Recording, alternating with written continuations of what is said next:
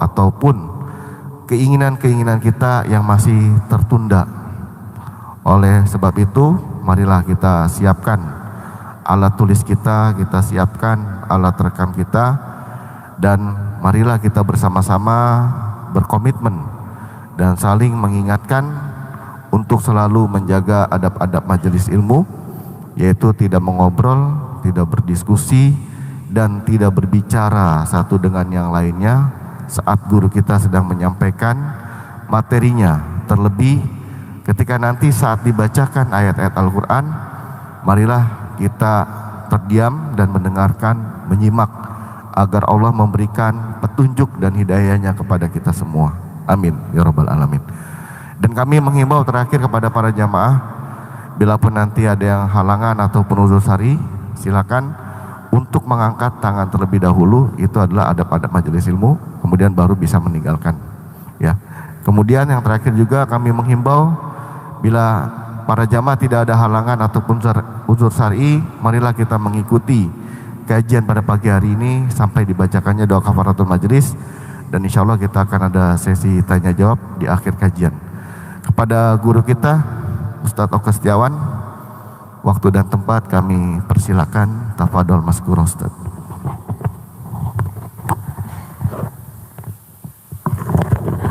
Assalamualaikum warahmatullahi wabarakatuh.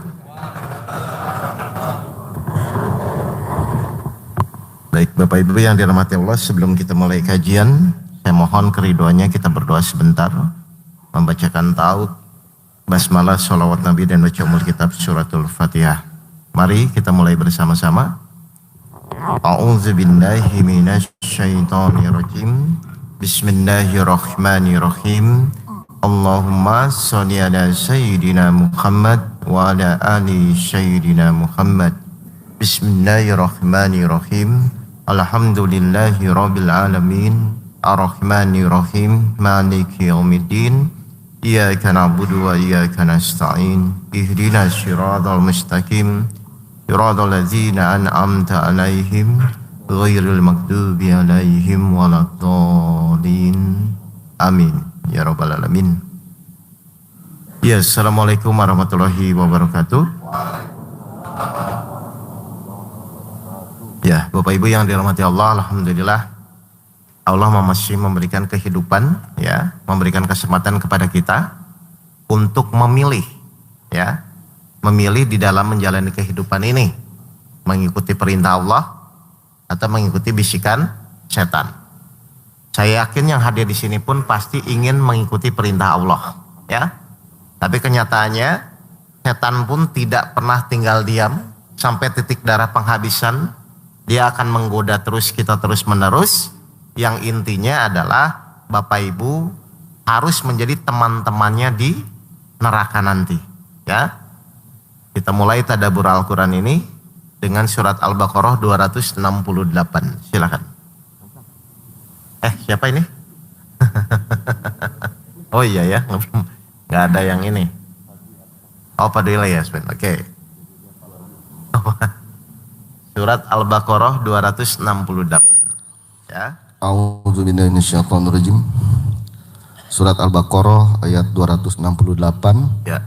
Setan menjanjikan menakut-nakuti kemiskinan kepadamu.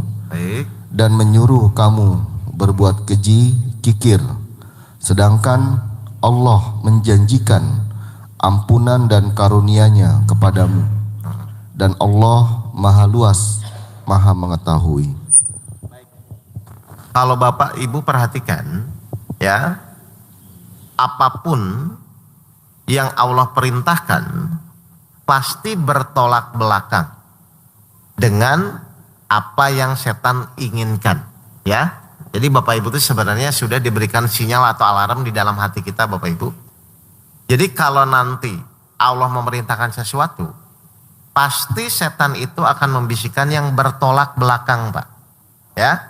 Itu dipegang dulu rumusnya, ya. Misalnya Allah ingin kita yakin, berarti setan akan membisikkan apa? Tidak yakin, kan gitu kan? Allah ingin memerintahkan kita untuk tenang di dalam jalan hidup, setan membisikkan kekhawatiran, kan begitu?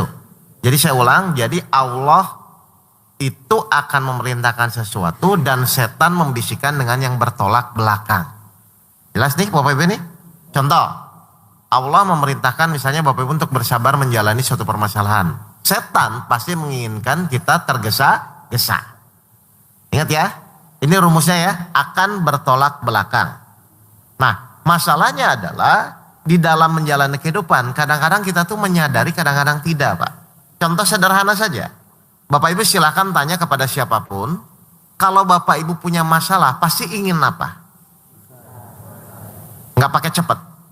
Ingin selesai atau ingin cepat? Pasti setiap orang ketika diberikan masalah itu ingin cepat selesai. Padahal Bapak Ibu tahu nggak itu bisikan siapa? Terus kenapa begitu? Ya, artinya tuh kan saya ulang. Atau saya buka dulu ayatnya lah, 21 ayat 37. Ya, ya siapa aja lah. Bergiliran nggak apa-apa muter. Biar supaya kita tuh mengerti betul pola-pola mereka, bagaimana mereka menyerang kita. Karena memang musuh, Pak. Surat Al-Anbiya ayat 37. Ya. Manusia diciptakan bersifat tergesa-gesa. Baik, Bapak Ibu perhatikan bahwa memang kita kan dasarnya diberikan hawa nafsu. Nafsu itu salah satu sifatnya adalah tergesa-gesa. Terus? Kelak akan aku perlihatkan kepadamu tanda-tanda kekuasaanku. Oke. Maka janganlah kamu meminta aku menyegerakannya. Nah, di situ Allah menyuruh apa, Pak? Sabar. Tapi dasar manusia karena diberikan hawa nafsu dia akan tergesa-gesa. Nah, ini yang dipakai setan untuk menyesatkan kita semua, Pak. Ya. Jadi ketika Bapak Ibu nanti pas menjalani proses kehidupan, menjalani suatu ujian, kalau Bapak Ibu, kok saya gelisah, kok saya khawatir. Nah, sebenarnya Bapak Ibu itu sudah dikuasai. Dan Allah ngasih alarm sebenarnya dalam hati kita itu. Ini kenapa ya? Kok saya nggak tenang ya? Nah, itu sebenarnya udah dikuasai Bapak Ibu. Tinggal nanti setelah Bapak Ibu menyadari itu, gimana nih caranya? Supaya kita kembali lagi ke jalan Allah. Kan begitu sebenarnya. Ya, jadi rasa khawatir, rasa panik, rasa bingung itu memang Allah beri sebagai sinyal kita tuh sebenarnya di jalan Allah atau mengikuti bisikan setan. Karena kalau sudah dikuasai setan tuh kita kadang-kadang nggak sadar, Pak. Nggak sadar. Ujung-ujungnya paling penyesalan biasanya. Aduh, kenapa saya begitu? Paling begitu. Tapi kan sudah telat juga masalahnya. Jelas ya Bapak Ibu sekalian ya. Jadi intinya semua yang kita lakukan tuh akan selalu bertolak belakang. Ya. Apa yang Allah perintahkan dengan apa yang setan inginkan tuh selalu bertolak belakang. Nah, setan menggoda biasanya dari akal dan dari nafsu kita. Di dalam bertindak, bersikap. Ya. Contoh saja. Allah menginginkan manusia itu meyakini bahwa ketetapan Allah itu pasti baik. Betul?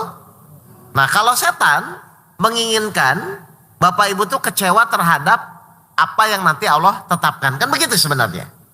Karena target setan adalah Bapak Ibu biar nggak yakin. Anggaplah nanti judulnya biar tidak yakin kepada janji Allah. Terus saya prolog dulu sebentar. Contoh, Al-Baqarah 216, silakan.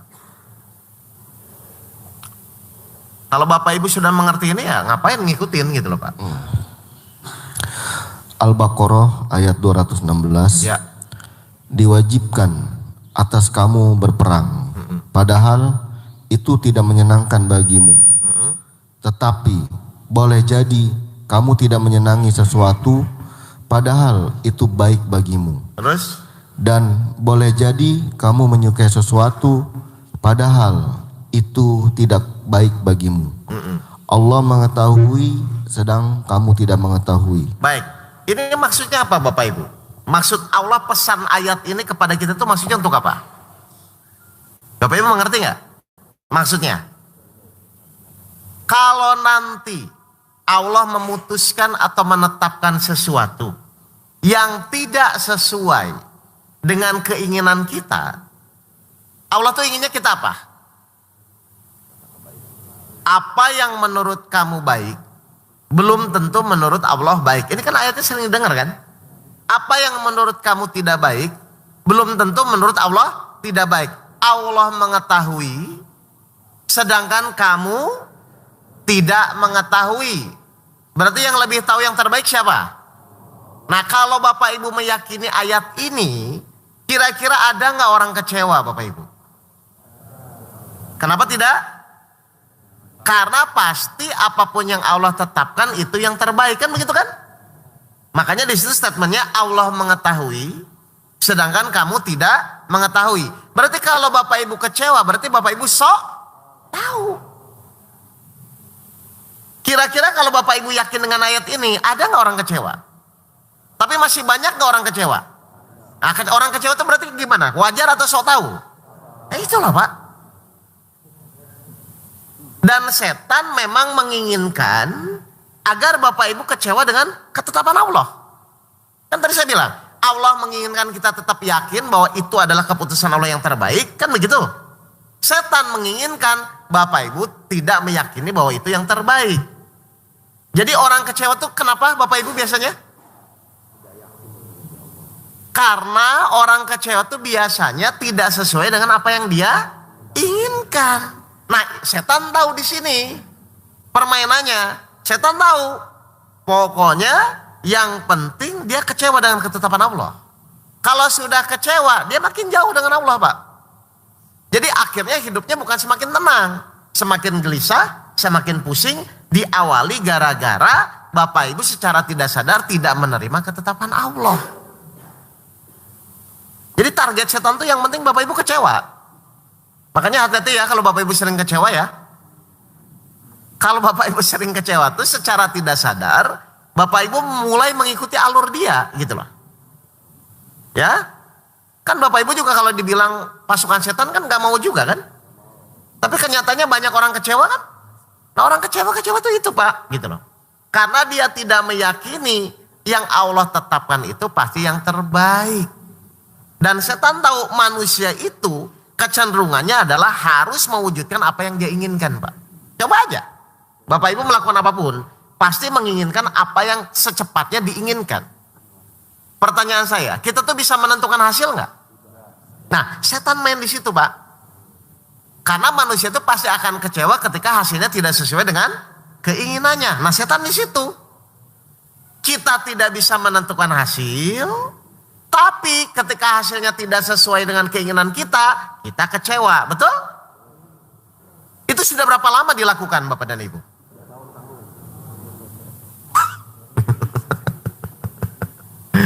Coba, saya ulang. Boleh nggak kita menentukan hasil? Kenapa nggak boleh?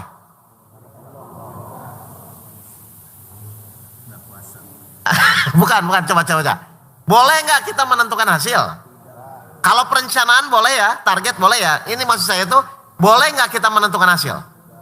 Kenapa? Oke, saya ulang lah ya.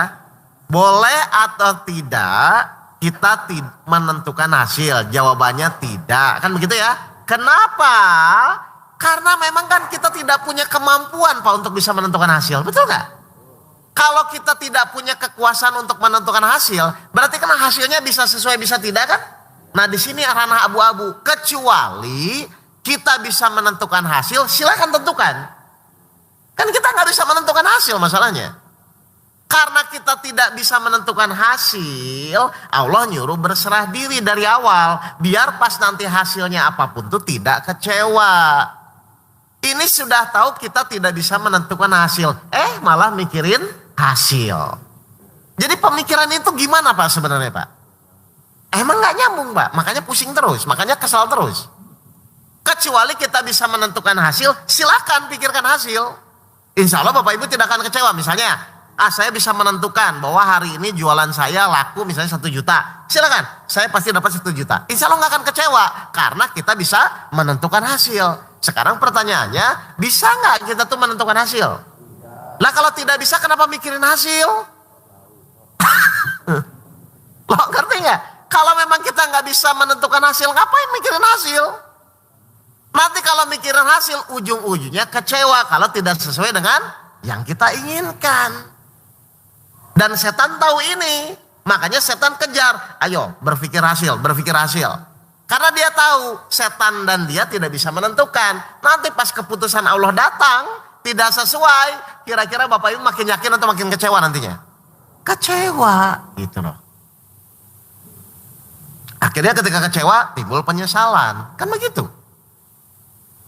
Pernah nggak Bapak Ibu misalnya berpikir gini, aduh coba kalau saya nggak bisnis mungkin kemarin. Nah mungkin saya nggak ketipu. Ayo banyak? Betul? Itu tuh obrolan yang biasa atau tidak biasa selama ini? Biasa. Coba kalau kemarin saya cepet-cepet. Ambil kesempatan itu. Mungkin saya tidak akan gagal, tidak akan rugi. Sering? Itu biasa. Wah bahaya ini. Coba kita buka. Surat 3 ayat 156. Itu tuh sebenarnya obrolan siapa Pak? Coba. Surat 3 ayat 156. Surah Al-Imran ayat 156. Ya. Wahai orang-orang yang beriman, janganlah kamu seperti orang-orang kafir. Oke, janganlah seperti orang kafir. Apa orang kafir itu? Yang mengatakan kepada saudara-saudaranya apabila mereka mengadakan perjalanan di bumi atau berperang, sekiranya mereka tetap bersama kita, tentulah mereka tidak mati dan tidak terbunuh. Apa? Coba kalau dia bersama kita, mungkin teman kita tidak akan mati, betul? Tuh. Untuk apa Allah membuat kondisi penyesalan itu? Terus? Dengan perkataan yang demikian itu, karena Allah hendak menimbulkan rasa penyesalan di hati mereka. Itu tuh omongan siapa Pak?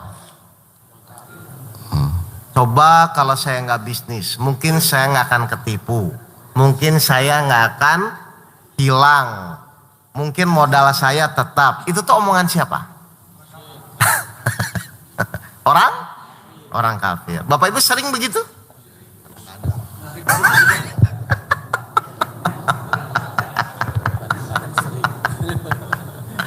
Kan hal-hal itu kan?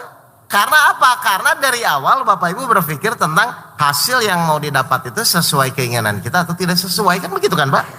Padahal secara umum semua orang itu pasti tidak bisa menentukan itu gitu loh. Ini masih prolog ya, belum ke materi ya. Tapi intinya yang harus Bapak Ibu fokuskan adalah ternyata memang setan itu akan di situ bermainnya. Coba kalau saya lebih cepat mungkin bawa ke rumah sakit, mungkin suami saya nggak meninggal, mungkin istri saya nggak meninggal, kan begitu kan? Yang muncul adalah penyesalan yang ujung-ujungnya Bapak Ibu tidak yakin kepada ketetapan Allah, bahwa ketika Allah menetapkan itu pasti yang terbaik Pak. Dan ini sering kita lakukan tanpa sadar atau kadang-kadang disadari. Ya, muncul kan penyesalan kan? Karena intinya buat setan yang penting dia jangan percaya kepada ketetapan Allah. Akhirnya Bapak Ibu muncul tuh rasa-rasa itu. Iya ya, coba kalau waktu itu begitu. Ya sudah seandainya, kalau bisa, coba kalau waktu bisa berputar lagi, kan begitu sering ya? Iya. Ternyata itu omongan siapa Pak? Padahal Bapak Ibu kalau dibilang itu nggak mau kan?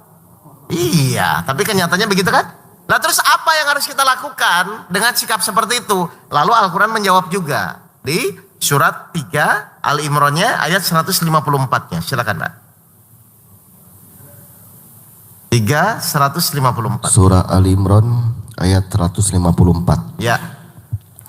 Kemudian setelah kamu ditimpa kesedihan, Dia menurunkan rasa aman kepadamu berupa kantuk yang meliputi segolongan dari kamu. Terus? Sedangkan segolongan lagi telah dicemaskan oleh diri mereka sendiri. Mereka menyangka yang tidak benar terhadap Allah. Baik. Seperti sangkaan jahiliyah. Oke, lihat ya. Pokoknya target utama prasangka buruk kepada Allah ya. Terus lanjut. Mereka berkata, adakah sesuatu yang dapat kita perbuat dalam urusan ini? Oke. Katakanlah Muhammad, sesungguhnya segala urusan itu di tangan Allah. Bapak Ibu pegang bahwa semua apapun yang Bapak Ibu pusingkan akan kembali kepada Allah, dan Allah yang akan menentukan itu. Terus? Mereka menyembunyikan dalam hatinya apa yang tidak mereka terangkan kepadamu. Oke. Mereka berkata, sekiranya ada sesuatu yang dapat kita perbuat dalam urusan ini, niscaya kita tidak akan dibunuh dikalahkan di sini. Sama ya. Coba kalau misalnya saya nggak di sana, mungkin nggak dibunuh ya. Coba kalau saya tidak berbisnis, saya tidak rugi ya. Itu kan orang kafir yang ngomong. Terus apa jawaban Allah nanti?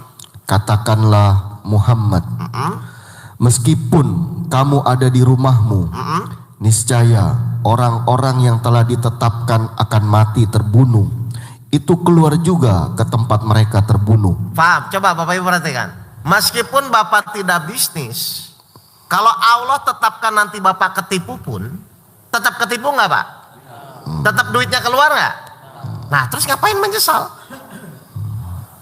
Ngerti Pak? Jadi meskipun tidak pakai cara atau jalan apapun, kalau Allah sudah tetapkan itu terjadi maka akan terjadi. Terus lanjut Mas Zowi. Allah berbuat demikian untuk menguji apa yang ada di dalam dadamu. Dan untuk membersihkan apa yang ada di dalam hatimu.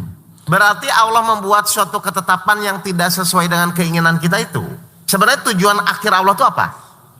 Hanya ingin tahu siapa yang tetap yakin dengan ayat-ayat Allah atau terjebak dengan sesuatu yang tidak diinginkan olehnya. Ya? Paham ini Bapak Ibu ini? Jadi hati-hati ketika Allah memberikan suatu kejadian yang membuat Bapak Ibu misalnya nanti ujung-ujungnya kecewa, itu hati-hati. Allah tuh cuma ingin menguji sikap dan akhlak Bapak Ibu. Apakah menerima suatu ketetapan itu dengan keimanan bahwa tetap itu yang terbaik, atau Bapak Ibu kecewa karena tidak sesuai dengan apa yang diinginkan. Ini penting sekali Bapak Ibu. Dan perbedaan antara orang beriman dan orang kafir adalah saat menerima ketetapan Allah. Kalau saat menjalani pastilah, yang kafir pasti gelisah, yang beriman tetap tenang, tetap yakin kepada janji Allah. Ya, jadi awas Bapak Ibu jangan gagal di sini. Ya, karena pilihannya tinggal meyakini janji Allah atau Bapak Ibu kecewa karena keinginan Bapak Ibu tidak sesuai dengan apa yang Allah tetapkan. Setan iblis di situ, Pak. 54 ayat 3, silakan Mas. Surat 54 ayat 3. Surah Al-Qamar ayat 3. Ya. Dan mereka mendustakan Muhammad dan mengikuti keinginannya. Baik. Padahal setiap urusan telah ada ketetapannya. Baik. Coba perhatikan sekali lagi Pak Bayu. Mereka mendustakan apa yang Nabi Muhammad sampaikan karena tidak sesuai dengan keinginannya. Betul? Kan orang kafir itu kan kepada Rasul itu karena nggak pengennya dia itu kalau bisa mengikuti agama nenek moyang mereka kan. Sedangkan Rasul bawa risalah Al-Quran, risalah Islam kan.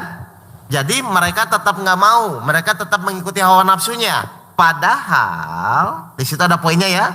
Setiap urusan, ya, setiap permasalahan itu sudah ada ketetapannya. Tinggal ujung-ujungnya Allah akan menguji sikapnya di dalam menerima ketetapan tersebut. Ya, jadi goalnya itu semua di mana? Urusannya itu sebenarnya semuanya di mana Pak? Menguji apa? Hati kita. Apakah yakin dengan ketetapan apa yang Allah putuskan?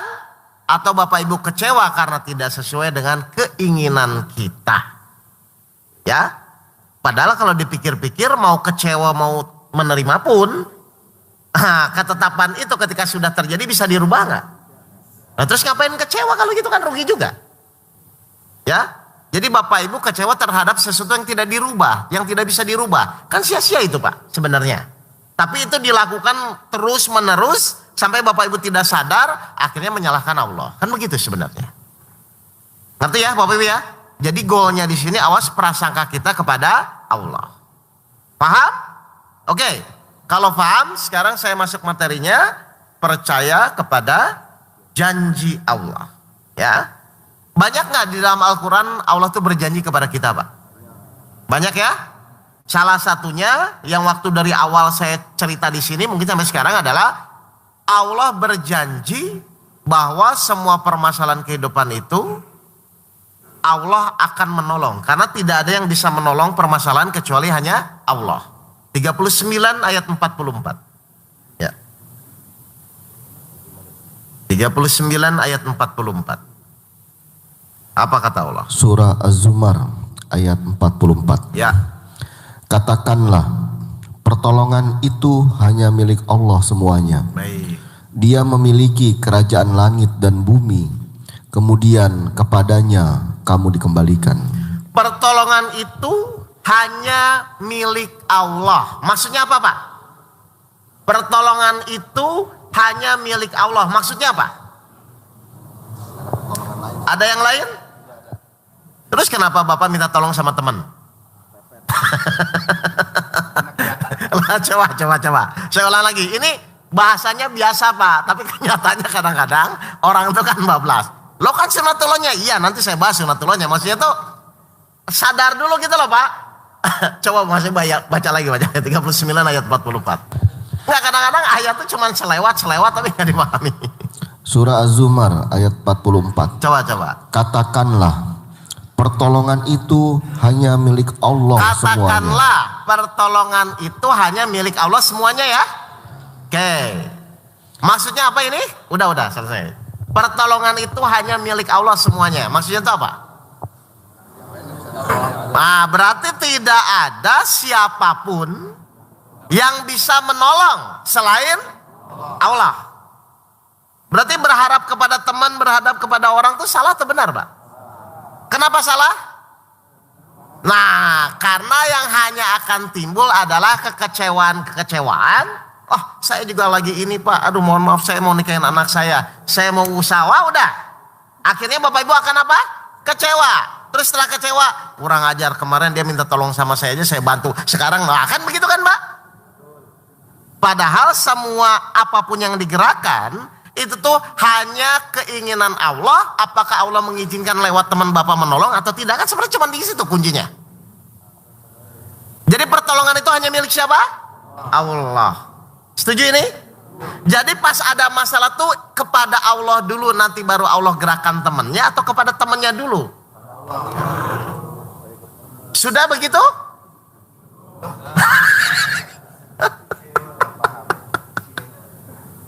Tetap sunatullahnya tetap mungkin nanti lewat temennya, lewat tetangganya, lewat itu pasti, Pak. Cuman maksudnya itu kan Allah lihat hatinya kita dulu kan. Apakah selama ini Bapak Ibu bergantung kepada Allah atau bergantung kepada teman yang baik? Kan di situ dulu, Pak. Hati di sini, Pak. Jadi yang dibenerin tuh hatinya, tetap nanti mungkin sunatullahnya lewat mana, lewat proyek atau itu tuh nanti gitu. Tapi pukulan pertama Bapak Ibu harus benar-benar mengerti bahwa oh iya, saya harus sadar bahwa pertolongan itu hanya milik Allah. Bisa masalah ini selesai tidak selesai pun itu karena pertolongan Allah, bukan karena kemampuan diri kita. Ini dipegang dulu, Pak, supaya tauhidnya benar gitu loh, Pak. Ya, sehingga apa? Ketika teman yang dulu dibantu tidak membantu, ya nggak apa-apa. Pasti Allah belum mengizinkan, kan begitu aja sebenarnya. Paham, Pak? Ini saya ulang-ulang ya, karena ayatnya biasa selewat saja. Pertolongan itu hanya milik Allah semuanya. Jadi boleh meminta tolong kepada orang yang lain dulu? Pertolongan itu hanya milik Allah semuanya. Hati kita bergantung kepada Allah. Nanti Allah akan tunjukkan siapa orang yang sebagai sarana Allah untuk menolong masalah Bapak dan Ibu. Kan enak jadinya. Jadi kita kan tidak bergantung kepada siapapun, Pak. Nanti tuh Bapak pernah nggak tiba-tiba nggak diminta nggak Pak, orang tuh ya udah saya bantu, ada nggak yang pernah nggak ngalamin itu? Nah itu loh maksudnya Allah tuh gerakan itu, Pak. Ya, daripada kita berharap pasti dia ngasih, taunya enggak, nanti kecewa. Ngerti Bapak Ibu ini ya? Jadi tolong diluruskan dulu niat kita di dalam menjalani ujian-ujian hidup tuh. Oh, saya kunci dulu bahwa pertolongan ini hanya milik Allah. Jelas nih Bapak Ibu ini? Nah ini saya ulang sebentar ayatnya, bahwa Allah berjanji akan menolong kita, ya. Allah berjanji akan menolong kita. Ini saya ulang ayatnya dulu sebentar. Al-Baqarah 153. Nanti baru masuk ke materi pendalamannya. Al-Baqarah 153. Surah Al-Baqarah ayat 153. Ya. Wahai orang-orang yang beriman, Ya. mohonlah pertolongan kepada Allah dengan sabar dan sholat. Nah ini yang janji siapa, Pak? Allah berjanji apa? Akan menolong kita lewat sabar dan sholat, betul? Akan menolong kita lewat sabar dan sholat. Satu lagi ayatnya memperkuat itu 10:109. Yunus ya. Ini Surah Yunus ya. Ayat 109. Ya. Dan ikutilah apa yang diwahyukan kepadamu. Terus? Dan bersabarlah hingga Allah memberi keputusan. Baik, bersabarlah hingga Allah akan memenuhi janjinya. Oke, saya ulang ya. Bersabarlah berarti Bapak Ibu saat menjalani sampai Allah memenuhi janjinya. Jadi kita tuh sabar tuh terhadap masalahnya atau terhadap janji Allah? Janji Allah. Benar. Bapak Ibu selama ini tuh sabar tuh terhadap masalah yang dihadapi atau terhadap janji Allah biasanya? Hah? Bukan ya Pak ya. Kalau Bapak Ibu bersabar terhadap masalah yang dihadapi, Bapak Ibu nggak akan bisa sabar nggak? Aduh, saya udah sabar Ustaz sama istri saya, nggak akan bisa Pak. Sama anak saya nggak akan bisa. Bapak Ibu nggak akan bisa bersabar kalau di situ poinnya. Jadi Bapak Ibu disuruh bersabar itu bukan terhadap masalah yang dihadapi. Bapak Ibu disuruh sabar tuh menunggu janji Allah bahwa Allah akan menolong. Loh Bapak Ibu berarti selama ini sabar tuh terhadap ujian yang dihadapi? Susah, saya aja susah. Susah Pak kalau Bapak Ibu suruh bertahan. Aduh suami saya Ustadz, susah Pak. Bapak Ibu tuh maksudnya disuruh sabar itu, sabar menunggu janji Allah yang akan menolong masalah kita. Loh berarti selama ini Bapak Ibu sabar terhadap masalah yang dihadapi? Susah. Makanya jamaah saya protes lagi karena salah sabarnya. Maksudnya sabar di sini tuh sabar menunggu janji Allah karena hanya Allah yang bisa menolong kan. Nah kita tunggu. Jadi mau 10 tahun 15 tahun tetap sabar nggak menunggu janji Allah? Nah kalau memang janji Allah nggak mau disabarin terus Bapak Ibu percaya sama janji siapa? Caleg? Kan nggak juga.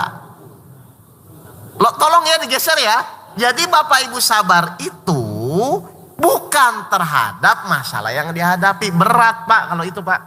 Karena kan kita lihat orangnya. Loh kenapa kamu tetap yakin? Kenapa kamu tetap optimis? Saya sabar itu karena saya percaya janji Allah akan menolong saya lewat kesabaran saya. Jadi selama ini keliru dong. Udah lama.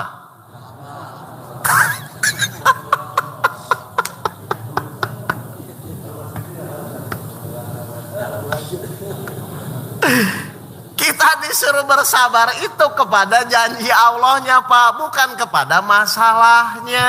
Mas Bayu coba 30 ayat 60 benar gak? Wah ini repot ini. Kalau terhadap masalah itu berat Pak, saya juga merasakan berat. Surah Ar-Rum ayat 60. Ya. Maka bersabarlah engkau Muhammad, sungguh janji Allah itu benar. Ngerti gak Pak nih? Bersabarlah disuruh apa? Bahwa janji Allah benar. Tapi setan gak mau. Terus lanjut. Dan sekali-kali jangan sampai orang-orang yang tidak meyakini kebenaran ayat-ayat Allah itu menggelisahkan engkau. Nah ini ada perang nih nanti. Bapak Ibu udah ngaji nih, udah sabar ya. Oke berarti sabar tuh kepada janji Allah. Istri di rumah kan beda, gak ngaji masalahnya. Ngomong lagi nanti, iya tapi kan masa sabar terus ya? Bukan. Kita tetap ikhtiar. Coba saya mau bertanya nih, Bapak itu yang benar, ikhtiar itu dalam keadaan sabar atau dengan keadaan ingin cepat selesai? Sabar. Kenapa dengan keadaan sabar? Biar ya.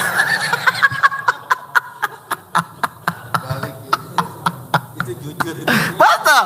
Justru kalau Bapak Ibu fokus sabar kepada janji Allah itu, insya Allah apapun ketetapannya, kapanpun waktunya itu udah gak masalah gitu loh Mas. Jelas gak Bapak Ibu ini? Jadi saya ulang ya, kita disuruh sabar itu bukan terhadap masalah yang dihadapi. Kita disuruh sabar itu adalah Bapak Ibu pegang bahwa janji Allah itu benar. Dan memang pertolongan itu hanya milik Allah. Jadi nanti selesai tidak selesai itu tergantung keyakinan kita kepada janji Allah. Ayo jujur, siapa yang di sini nggak percaya sama janji Allah? Ibu aja janji suami dipercaya kok. Masa janji Allah nggak dipercaya Pak, Bu? Paham ya? Jadi kita disuruh sabar itu terhadap apa?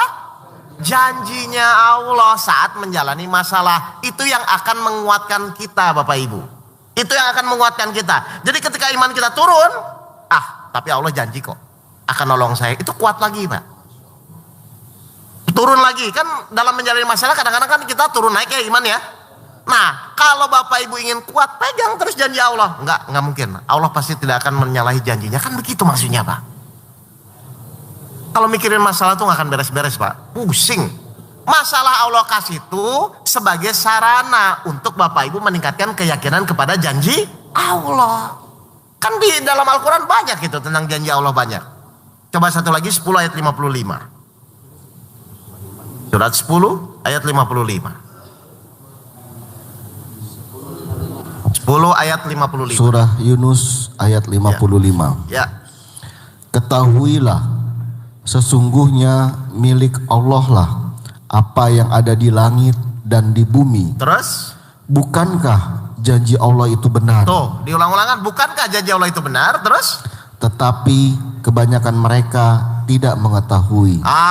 Tapi kebanyakan manusia kurang paham atau kurang tahu. Jadi orang-orang yang pusing, bingung, sedih itu kenapa Pak? Kurang paham, kurang yakin kepada janji Allah. Padahal meyakini janji Allah ada pilihan nggak? Tidak ada Pak. Suka nggak suka Bapak Ibu harus tetap meyakini janji Allah. Karena di situ goalnya, bukan kepada masalahnya. Meyakini janji Allah ada pilihan tidak? Tidak. 28 ayat 68. Ayat 68. Surah Al-Qasas ayat 68. Ya. Dan Tuhanmu menciptakan dan memilih apa yang Dia kehendaki. Baik, terus? Bagi mereka manusia tidak ada pilihan. Mereka tuh siapa mereka tuh? Manusia Tidak ada pilihan. Ngerti Bapak Ibu ini? Terus? Maha suci Allah dan maha tinggi Dia dari apa yang mereka persekutukan. Jadi kita suka tidak suka Bapak Ibu menjalani suatu kehidupan, permasalahan apapun tuh, tidak ada pilihan selain Bapak Ibu harus menjalani. Cuman saat menjalani itu silahkan mau meyakini janji Allah atau mengikuti bisikan setan. Itu aja sebenarnya. Jadi tarik-tarikan saja antara Bapak Ibu meyakini janji Allah atau mengikuti bisikan setan. Dan setan akan membisikkan biasanya terhadap sesuatu apa? Yang Bapak Ibu tidak tahu. Ingat ya, misalnya apa yang tidak tahu? Hasil yang nanti terjadi. Nah setan bisikin itu Pak. Makanya akhirnya apa? Ketika hasilnya tidak sesuai dengan apa yang kita inginkan, ujung-ujungnya Bapak Ibu akan kecewa. Kecewa kepada Allah boleh nggak? Nah terus kenapa sedih kalau begitu? 48 ayat 6. Nah. Ya. Surah Al-Fat ayat 6. Ya. Dan Dia mengazab orang-orang munafik laki-laki dan perempuan. Terus? Dan juga orang-orang musyrik laki-laki dan perempuan. Kenapa diazab Pak? Yang berprasangka buruk terhadap Allah. Apa Mas Bayu? Mereka yang berprasangka buruk terhadap Allah. Sering nggak kita begitu? Jangan ya. Kadang-kadang. Kadang-kadang sering.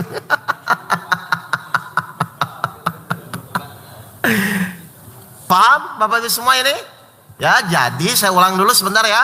Jadi intinya Bapak Ibu nanti saat menjalani suatu permasalahan kehidupan, itu tidak ada pilihan, Bapak Ibu harus menjalani ya.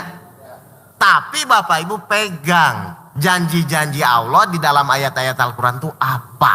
Sehingga itu yang menguatkan kita ketika misalnya anggaplah iman kita turun. Ketika kita bingung dengan apa yang kita hadapi ini gimana, tapi percaya lagi gitu loh Pak, Bu. Ya, jangan terjebak lagi. Karena terjebak tuh Bapak Ibu pasti fokusnya kepada kejadian yang dihadapi soalnya. Jelas Bapak Ibu nih? Baik, sekarang kita akan mengupas salah satu cerita yang benar-benar seorang hamba ini memegang janji Allah. Padahal situasinya sudah di luar akal, di luar kondisi, tapi seorang hamba ini benar-benar berpegang itu. Ya, Agak panjang, ya apa ya? 28 ayat 7 sampai ayat 13. Silakan. Surat 28 ayat 7 sampai ayat 13. Surah Al-Qasas ayat 7 sampai 13. Ya. Dan kami ilhamkan kepada ibunya Musa. Baik. Susuilah dia Musa. Dan apabila engkau khawatir terhadapnya, maka hanyutkanlah dia ke sungai Nil. Terus. Dan janganlah engkau takut, dan jangan pula bersedih hati. Sesungguhnya kami akan mengembalikannya kepadamu dan menjadikannya salah seorang rasul. Stop. Saya cerita dulu prolog sebentar ya. Ini kan waktu di zaman Firaun. Firaun dapat bisikan bahwa kamu akan kekuasaan kamu akan hancur karena akan ada seseorang yang akan mengalahkan kekuasaanmu. Begitu ya? Oh, laki-laki kan gitu. Baik, maka waktu itu Firaun lagi getol-getolnya Pak ngebunuhin semua anak laki-laki. Makanya pas ibunya Musa melahirkan, dia khawatir, betul? Apa yang harus saya lakukan ya Allah, kan begitu ya? Terus Allah memberikan petunjuk. Udahlah, kamu susui, tapi kalau kamu khawatir, kamu hanyutkan ke sungai Nil. Kira-kira kalau keadaan normal, ibu mau nggak menghanyutkan anaknya Bu ke sungai? Baru lahir lagi. Mau nggak? Enggak kan? Nah, apa yang membuat ibunya Musa yakin dan tetap menghanyutkan ke sungai Nil? Janji Allah yang mana? Apa? Akan mengembalikan lagi. Pokoknya kamu hanyutkan ke sungai dan Allah berjanji akan mengembalikannya lagi. Jadi ibu Musa nanti menjalani masalah ini, menjalani ujian ini, dia cuma megang apa? Ingat Pak, setiap manusia di dalam menjalani hidupnya, dia cuma memegang janji Allah. Kan ke depan kita nggak tahu soalnya Pak. Tolong ya Bapak Ibu ya. Jadi Bapak Ibu nanti menjalani masalah apapun tuh, yang kita tahu tuh cuma satu. Kita hanya memegang janji Allah bahwa pertolongan itu hanya milik Allah. Nah, makanya dia berani. Bapak Ibu tetap berani nggak menghanyutkan? Meskipun Allah janji begitu. Hah? Berani ya? Ah ya sudahlah. Ini masalah keyakinan atau keimanan. Kan ini udah di luar akal. Bayangkan. Masih dalam buayan, masih bayi merah, disuruh hanyutkan ke sungai Nil. Logikanya nggak mungkin. Tapi karena ibu Musa pegang, tapi Allah janji akan mengembalikan lagi kepadanya. Kan begitu kan? Baik, kita lihat ceritanya. Lanjut, ayat 8-nya. Maka dia dipungut oleh keluarga Fir'aun. Nah, dipungut oleh keluarga, udah dihanyutkan ke Nil Pak. Dipungutnya sama mulut singa. Oh, benar kayak ini? Logikanya dibunuh nggak? Dibunuh waktu itu bayi lagi dibunuhin kan bayi laki-laki Pak. Terus? Agar kelak dia menjadi musuh dan kesedihan bagi mereka. Terus? Sungguh Fir'aun dan Haman bersama bala tentaranya adalah orang-orang yang bersalah. Nah terus ya? Terus dibunuh nggak coba? Dan istri Fir'aun berkata, dia adalah penyejuk mata hati bagiku dan bagimu. Lihat, terus? Janganlah kamu membunuhnya. Mudah-mudahan dia bermanfaat kepada kita. Lihat, dibunuh nggak terus? Atau kita ambil dia menjadi anak. Sedang mereka tidak menyadari. Sedang mereka tidak menyadari. Coba Bapak Ibu perhatikan ini. Dibunuh nggak? Kenapa? Bukan kalah sama perempuan, bukan takut istri. Saya kemarin ngisi kajian begitu juga. Kenapa gak dibunuh? Firaun takut istri katanya. Bukan.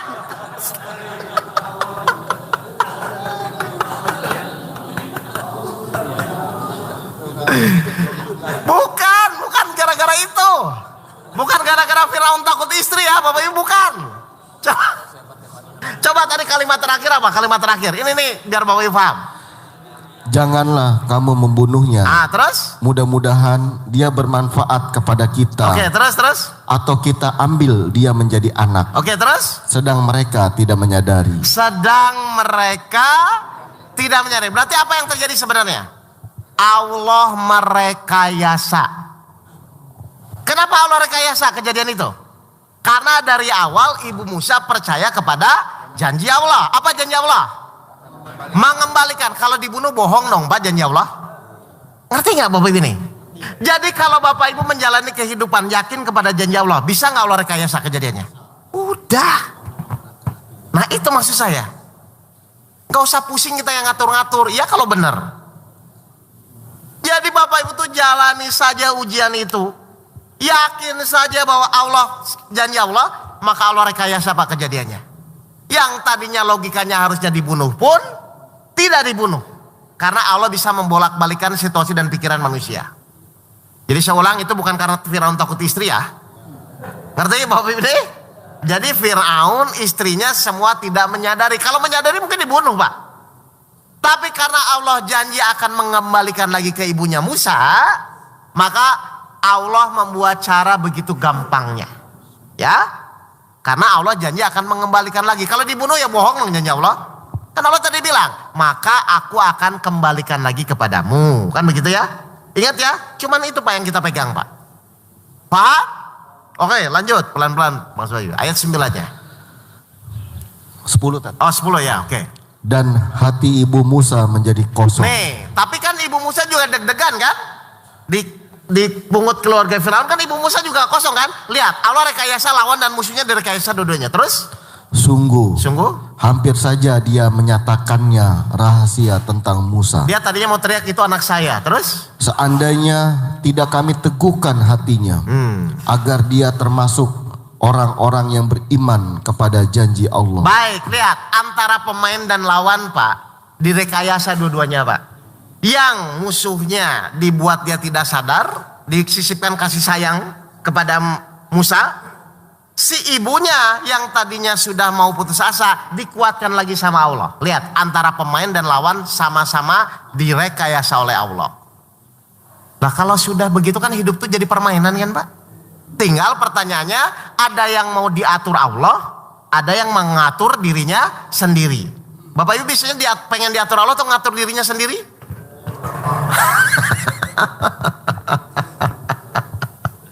Jelas ini Bapak Ibu sekalian ya. Jadi hati-hati ya di sini poinnya ya. Oke, terus lanjut. Ayat 11 tadi. Ya. Dan dia ibunya Musa berkata kepada saudara perempuan Musa, ikutilah dia Musa. Maka kelihatan olehnya Musa dari jauh. Tetap memantau ya ibunya ya. Sedang mereka tidak menyadarinya. Oke, terus. Dan kami cegah dia Musa menyusu kepada perempuan-perempuan yang mau menyusuinya. Rekayasa lagi. Kenapa Pak? Musa nggak mau menyusui ke perempuan-perempuan lain? Supaya apa? Kembali lagi. Lihat gampang nggak Allah buat kejadian itu direkayasa Pak? Gampang. Kan dicegah tuh. Musa nggak mau nyusuin ke perempuan-perempuan lain. Supaya apa? Balik lagi nanti ke ibunya sesuai dengan apa yang Allah janjikan. Terus? Maka berkatalah dia saudaranya Musa. Terus? Maukah aku tunjukkan kepadamu keluarga yang akan memeliharanya untukmu, dan mereka dapat berlaku baik padanya. Terus? Maka kami kembalikan dia Musa kepada ibunya. Balik lagi nggak? Kenapa harus balik lagi? Janji Allah itu benar. Terus? Agar senang hatinya dan tidak bersedih hati. Terus? Dan agar dia mengetahui bahwa janji Allah adalah benar. Tetapi kebanyakan mereka tidak mengetahuinya. Tapi banyak orang yang tahu atau tidak? Nah itu tuh yang pusing-pusing Pak. Itu nggak tahu itu janji Allah benar itu. Jadi kalau Allah sudah berjanji akan menolong kita, kalau Allah sudah janji akan mencukupi kita, kalau Allah janji bahwa kalau Bapak Ibu mengikuti perintah Allah, Bapak Ibu akan selamat. Kenapa tidak diyakini dan dijalani saja? Kan hidup itu sebenarnya ujung-ujungnya cuma yakin atau tidak yakin kepada Allah kan sebenarnya kan? Kan cuma itu Pak. Bapak ibu mau pusing, mau bingung, mau putus asa pun, kan Allah nggak akan lihat itu. Yang akan Allah lihat adalah saat menjalani suatu kejadian apapun, dia tuh tetap yakin nggak kepada janji Allah. Kan cuma itu, Pak. Dan sebenarnya kita pun nggak ada pilihan kan, karena kita dipaksa hidup oleh Allah kan. Ayo Bapak Ibu, hidup Bapak Ibu nggak minta, betul? Mati pun Bapak Ibu nggak minta. Jadi tugas kita tuh hanya menjalani. Semakin hari harusnya semakin yakin kepada janji Allah. Supaya Allah tahu mana orang yang yakin atau tidak, Allah izinkan kejadian. Kan begitu kan? Biar dia tetap percaya atau enggak. Kan cuma itu goalnya. Jadi Allah mengizinkan suatu kejadian apapun menimpa kita, Pak. Goalnya itu cuma kamu yakin atau tidak kepada Allah. Cuma itu sebenarnya. Bapak Ibu malah pusing dengan kejadiannya. Pusing dengan masalahnya. Kan Allah selesaikan aja sebenarnya. Coba, benar nggak Allah mengizinkan kejadian itu? Supaya hanya Allah ingin tahu mana yang yakin, mana yang tidak yakin. Kan cuma itu sebenarnya, Pak. Surat 3 ayat 166. Ya. Surah Al-Imran ayat 166. Ya. Dan apa yang menimpa kamu ketika terjadi pertempuran antara dua pasukan itu adalah dengan izin Allah. Baik, kenapa Allah mengizinkan? Dan agar Allah menguji siapa orang yang benar-benar beriman. Nah, berarti Allah mengizinkan kejadian itu hanya ingin menguji seberapa yakin. Kan gitu kan Bapak Ibu ya? Bapak Ibu dengan kalam-kalam Allah, dengan firman-firman Allah di dalam Al-Quran, ayo seberapa yakin? Teori Al-Qurannya sudah ada. Ayo semua pegang di rumah ada Al-Quran kan? Berarti teorinya sudah ada. Berarti pertanyaan kedua, harusnya logikanya Bapak Ibu pusing atau bahagia harusnya? Al-Qurannya punya semua kok, nggak ada alasan. Ini kenapa Al-Qurannya banyak, punya di HP juga ada, kok tetap pusing?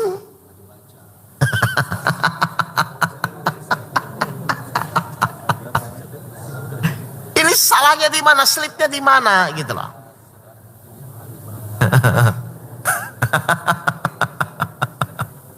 Padahal sekarang saya bertanya ya, Bapak Ibu yakin nggak ketetapan Allah itu pasti benar? Betul? Baik, kita lihat surat 71 ayat 4. 71 ayat 4. Surah Nuh ayat 4. Ya. Niscaya Dia mengampuni sebagian dosa-dosamu dan menangguhkan kamu memanjangkan umurmu sampai pada batas waktu yang ditentukan. Terus? Sungguh ketetapan Allah itu apabila telah datang tidak dapat ditunda. Ketetapan Allah itu apabila telah datang bisa ditunda nggak? Pertolongan atau azab tidak ada yang bisa menunda. Terus? Seandainya kamu mengetahui. Nah, kan selalu di belakangnya tuh apa? Mengetahui. Berarti Bapak Ibu harus apa? Mencari tahu, belajar, ngaji. Alhamdulillah di Al-Quran non-stop kan? 24 jam ngaji.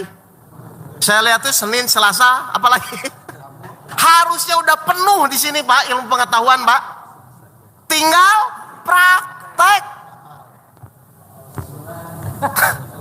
Berarti semakin kuatnya harusnya keimanannya. Harusnya semakin kuat. Harusnya yang di sini tuh udah nggak ada masalah muka-mukanya tuh. Udah bahagia semua kan? Bahagia. Paving block jadi. Apa masalahnya gitu loh Pak? Teorinya sudah ada. Tinggal Allah nanti tes. Ayo saya uji lewat kejadian. Allah lihat sikap-sikap akhlaknya. Kan cuma begitu sebenarnya. Cuman setan tidak akan pernah diam. Kan begitu kan?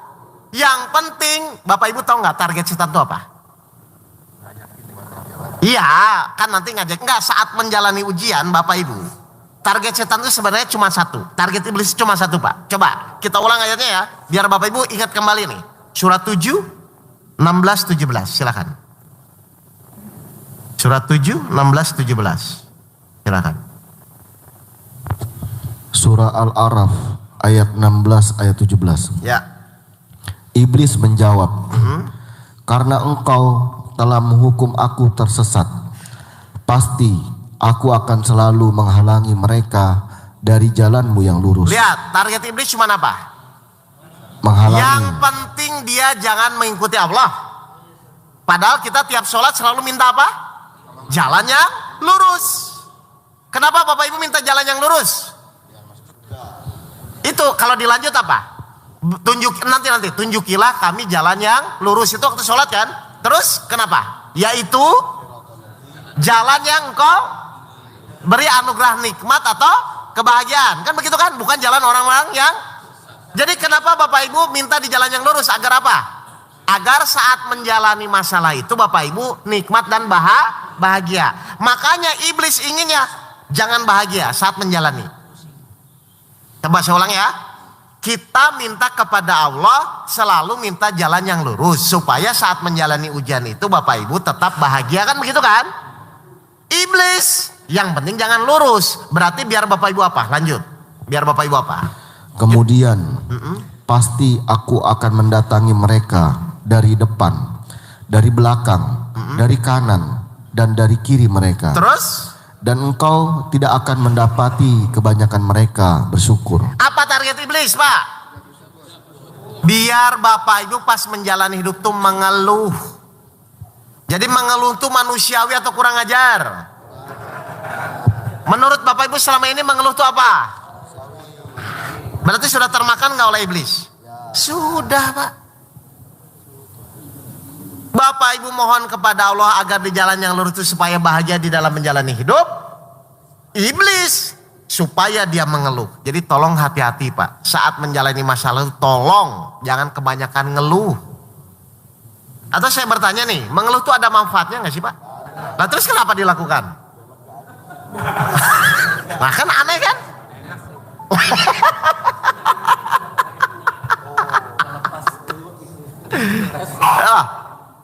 Bapak Ibu tahu nggak kalau Bapak Ibu tidak bersyukur itu termasuk golongan apa? Coba. Bapak Ibu tahu nggak kalau Bapak Ibu tidak bersyukur itu termasuk golongan. Makanya iblis ngejar di situ aja. Yang penting dia ngeluh saat menjalani ujian. Coba kita lihat ya. Coba surat Al-Baqarah 172. Al-Baqarah 172. Ini jangan-jangan Surah Al-Baqarah ayat 172. ya. Wahai orang-orang yang beriman, makanlah dari rezeki yang baik yang kami berikan kepada kamu. Terus. Dan bersyukurlah kepada Allah jika kamu hanya menyembah kepadanya. Bersyukurlah kepada Allah jika kamu hanya menyembah Allah. Jadi cirinya orang yang menyembah Allah itu apa Pak? Tauhid, bersyukur. Kalau Bapak mengeluh? Nah, ngeri kan Pak? Jadi target iblis itu sederhana Pak. Buat aja orang yang menjalani itu mengeluh. Orang mengeluh itu pasti tidak yakin kepada janji Allah. Kan betul ujung-ujungnya. Ngerti Bapak Ibu ini? Paham? Jadi ternyata apapun yang kita lakukan itu secara kita tidak sadar. Itu menjadi kebiasaan. Tapi akhirnya membuat masalah dengan apa? Akhlak kita kepada Allah seperti apa? Ini ngeri Bapak Ibu. Paham Bapak dan Ibu ini? Ya. Jadi tolong pada saat nanti Bapak Ibu menjalani masalah pegang aja janji Allah Pak. Mau 10 tahun, mau 15 tahun pegang aja janji Allah. Ya. Dengan kondisi itu. Dan Allah pasti akan memberikan kebahagiaan ketika Bapak Ibu tetap yakin kepada Allah itu pasti diberikan kebahagiaan. Masalah pasti tetap ada. Tapi keyakinan Bapak Ibu, ketenangan Bapak Ibu akan semakin meningkat. Dan disitulah kebahagiaan yang sebenarnya. Bukan kesenangan. Ya. Jelas Bapak dan Ibu sekalian? Baik, 6:30. Oke, mari kita buka session pertanyaan. Nah, mudah-mudahan masih banyak yang bertanya. Seru biasanya. Silakan, session pertanyaan. Ya, baik Ustadz, syukron sudah menjelaskan materi pada pagi hari ini. Untuk mempertajam kajian kita pada pagi hari ini, kita berikan sesi pertama untuk 3 orang penanya. Silakan. Yang sudah mengangkat tangan duluan, Pak Gus. Ya. Assalamualaikum warahmatullahi wabarakatuh. Waalaikumsalam warahmatullahi wabarakatuh. Ini jadi pertanyaan, apa betul hidup itu sebuah pilihan? Bagus. Kalau betul sebuah pilihan, bagaimana dengan takdir yang sudah ditetapkan? Karena kita tahu kan ada orang yang di jalurnya Islam maksiat, ada yang bapak-bapak di sini ngaji gitu. Gimana itu Tad? Assalamualaikum warahmatullahi wabarakatuh. Ya, langsung dijawab Pak. Langsung dijawab aja. Ya, silakan. Biar nggak lupa. Langsung dijawab. Bapak ini bertanya, hidup itu pilihan atau takdir Allah, gitu aja Pak ya? Iya. Baik. Sekarang pertanyaannya, betul nggak kita dimintai pertanggungjawaban? Betul. Terhadap apa Pak? Terhadap pilihan hidup yang kita pilih. Kan gitu kan? Kalau semua takdir Allah, ngapain dimintai pertanggungjawaban? Jelas Pak? Jadi hidup itu adalah pilihan. Coba surat 17 ayat 15. Ayat 15 tadi. Ya. Mas Bayu juga yang ini. Surat Al-Isra Ayat 15. Barang siapa berbuat sesuai dengan petunjuk Allah, Barang siapa berbuat sesuai dengan petunjuk Allah, Al-Quran. maka sesungguhnya itu untuk keselamatan dirinya sendiri. Jelas Pak? Terus? Dan barang siapa tersesat, maka sesungguhnya kerugian itu bagi dirinya sendiri. Tapi barang siapa mengikuti hawa nafsunya, itu untuk kerugiannya diri sendiri. Jadi pilihan kita itu apa Pak? Mengikuti Al-Quran atau mengikuti hawa nafsunya. Nah pertanyaan kedua, kalau Bapak mengikuti Al-Quran, ketetapannya pasti akan terjadi baik nggak tidak? Baik, tapi kalau Bapak mengikuti Al-Quran, mengikuti hawa nafsu, ketetapannya baik atau tidak baik? Jadi setiap pilihan itu akan memunculkan ketetapan-ketetapannya Pak. Ngerti Bapak Ibu ini? Jadi kalau Bapak Ibu ingin selamat, mengikuti Al-Quran saja. Kalau ingin celaka, mengikuti hawa nafsunya. Tapi pertanyaan ketiga, Allah tuh menginginkan kita masuk surga atau neraka? Surga. Tapi keinginan Allah, manusia itu masuk surganya. Kan gak mungkin Allah nyiptain makhluk untuk disiksa kan? Ya. Kejam sekali, terus Maha Pengasih Penyayangnya di mana? Tapi karena manusia diberikan pilihan, maka silahkan. Tapi tiap-tiap orang akan mempertanggungjawabkan. 74 ayat 38. Bagus. 34. 38. 38. Ya, Surat Al-Mudassir Ya. ayat 38. silakan. Setiap orang bertanggung jawab atas apa yang telah dilakukannya. Nah, jelas ya Bapak Ibu ya? Paham ya? Nah, pokoknya pilihan Bapak itu mengikuti Al-Quran atau mengikuti hawa nafsunya. Baik, silakan. Ya, Pertanyaan berikutnya. Pak Widodo sudah mengangkat tangan, dibantu Pak Gus. Terima kasih. Assalamualaikum warahmatullahi wabarakatuh. Waalaikumsalam Ustaz, warahmatullahi wabarakatuh. ada yang ingin saya tanyakan mengenai ada pepatah mengatakan Ya. kesempatan itu tidak datang dua kali Kesempatan itu tidak datang dua kali, baik. dan penyesalan itu datang terakhir di akhir. Ya, Nah ini gimana dengan penjelasan-penjelasan tadi di atas bahwa semuanya sudah ditentukan oleh Allah dan di mana posisi dari ikhtiar itu sendiri. Terima kasih. baik. Sekarang pertanyaan saya itu simpel, ya. Yang namanya ujian hidup Pak, itu tuh adalah sarana atau hal yang pokok. Ujian hidup. Tujuan utamanya apa? Nah, coba tadi coba surat 3 ayat 166. Saya ulang lagi ayatnya. Biar kita mengerti dulu di situ. Surah Al-Imran Ayat 166. Dan apa yang menimpa kamu ketika terjadi pertempuran antara dua pasukan itu adalah dengan izin Allah. Kenapa Allah mengizinkan suatu kejadian atau suatu ujian? Dan agar Allah menguji siapa orang yang benar-benar beriman. Jadi coba saya mau nanya. Jadi fokus Bapak Ibu itu ketika diberikan masalah, fokus kepada hasil yang nanti didapat terhadap apapun nanti, atau fokus kepada peningkatan keimanan Pak? Kalau Bapak Ibu sudah beriman, hasil apapun nanti, kira-kira masalah nggak? Nah Bapak harus jelas dulu ini. Karena orang yang tadi pertanyaan Bapak itu kan seakan-akan kalau hasilnya tidak sesuai, kita wajar menyesal, kan begitu kan Pak? Kalau sesuai, alhamdulillah, kan begitu ya? Padahal konteks di sini adalah Allah memberikan ujian itu bukan Bapak Ibu pusing dengan hasilnya nanti.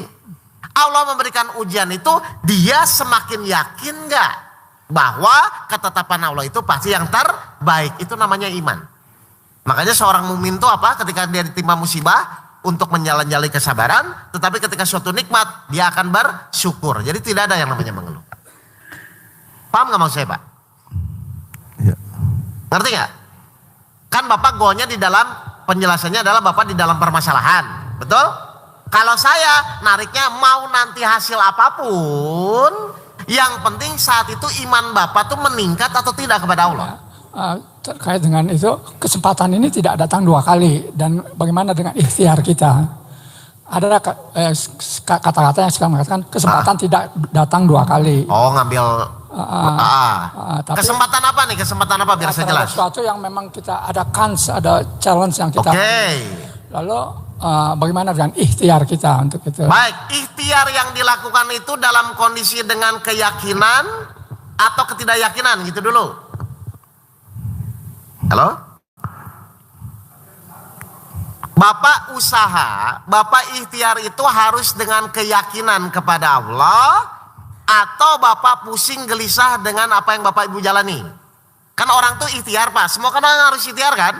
Tapi saat ikhtiar itu hati Bapak tuh dengan keyakinan, dengan kesabaran, atau dengan ketakutan bahwa nanti nggak dapat lagi kesempatan itu. Itu dulu. Ikhtiarnya sama, Pak. Iya. Yang berbeda itu adalah keyakinannya. Betul. Silakan ikhtiar mah. Cuman ketika misalnya nanti Bapak Ibu tertutup kesempatannya, Bapak Ibu kecewa nggak biasanya? Betul. Nah makanya dari awal niat kita ikhtiar itu apa? Untuk meningkatkan keyakinan atau untuk mendapatkan hasil yang sesuai dengan keinginan kita. Gitu ya Pak ya? Paham ya? Nah itu di situ poinnya. Jadi kata-kata kesempatan itu tidak terulang 2 kali itu bukan dari Al-Quran, Ustaz. Jadi kita tidak perlu mempertanyakan seperti itu, Pak. Yang menjadi masalah itu adalah kalau pas ketetapan itu terjadi, Bapak Ibu menyesal. Ya. Atau Bapak Ibu tidak menerima. Nah itu yang masalah. Ya. Jadi mau kesempatan apapun insya Allah baiklah. Silakan. Ya, Pak Widodo. Pak Widodo dulu sudah ya. mengangkat tangan dari awal. Ya.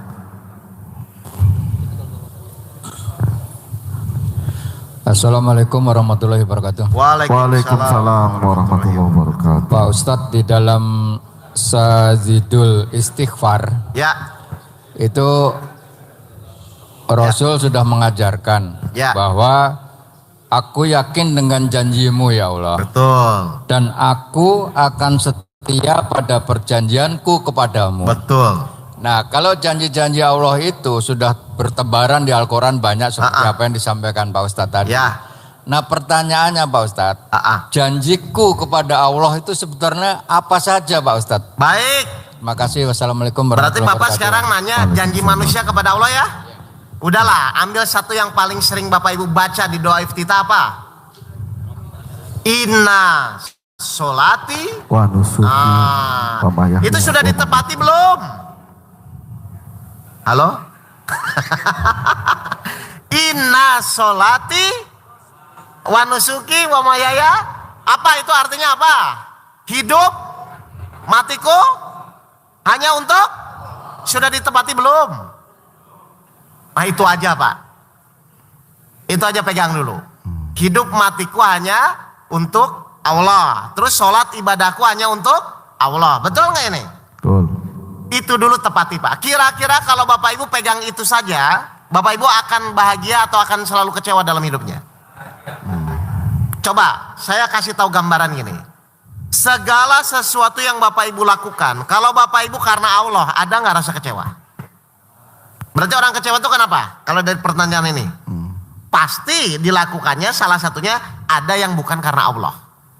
Karena kasihan, karena takut apa, kan biasanya begitu Pak. Jadi janji kita satu dulu Pak ya, di sholat aja Pak ya. Tolong dipraktekan inna sholati wa nusuki wa mahyaya wa mamati. Itu praktekan dulu aja lah, nggak usah jauh-jauh. Jangan-jangan takutnya itu aja belum Pak. Ya. Ya? Atau misalnya ginilah. Janji Allah yang janji kita kepada Allah apa salah satunya? Apa? Menyembah kepada Allah. Atau yang ini. Coba. Surat 4 ayat 126. Coba. Nih. Surat An-Nisa ayat 126. Ini aja. Coba Bapak Ibu sudah mempraktekkan ini belum? Milik Allah lah apa yang ada di langit dan apa yang ada di bumi. Betul? Apa Pak? Milik Allah terus? Dan pengetahuan Allah meliputi segala sesuatu. Milik Allah lah apa yang ada di langit dan di bumi. Mohon maaf, Bapak Ibu percaya nggak? Percaya. Berarti kalau kehilangan nggak apa-apa, biasa saja atau sedih? Sudah begitu.